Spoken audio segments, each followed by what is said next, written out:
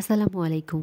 চলে আসলাম আজকেও একটি লং ভিডিও নিয়ে। লং ভিডিওটি হচ্ছে আমি এর আগে একটা রিলস পোস্ট করেছিলাম এই ভাত সম্পর্কে। অনেকেই জানতে চেয়েছিলেন যে এটা কী ভাত, কীভাবে রেডি করা হয়, তাই আজকে ওইটাই বলবো।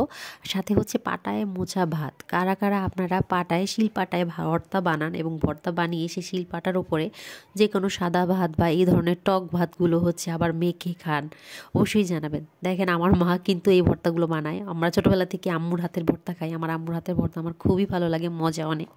ঝাল ঝাল গরম গরম ধোয়া ওঠা ভাত এই শীতের দুপুরে বলেন, সন্ধ্যায় বলেন, খুবই মজা লাগে।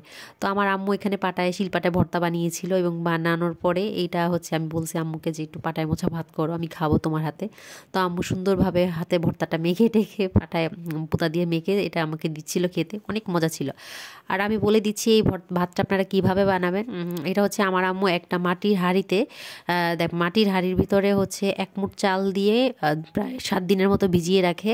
তারপর হচ্ছে যখন 7 দিন পরে একটু ওখান থেকে একটু গন্ধ বের হবে, মানে একটা ঘ্রাণ বের হয়, আমরা যেটাকে বলি, যেহেতু টক ভাত বলেছি, খাই পছন্দ। তো ঘ্রাণ বের হলে যেদিন আমরা খাবো, 7 দিন পরে যখন আমরা ভাতটা খাবো, তখন ওই ভাতের ভেতরে, ওই চালের ভেতরে আমরা আরও চাল মিক্সড করে তারপর ধুয়ে যেভাবে নর্মাল আমরা ভাত রান্না করি ওভাবেই রান্না করি, সাথে একটু হলুদ মিক্সড করে দিই। এভাবে তৈরি হয়ে যায় একটা টক ভাত বা কাঞ্জির ভাত।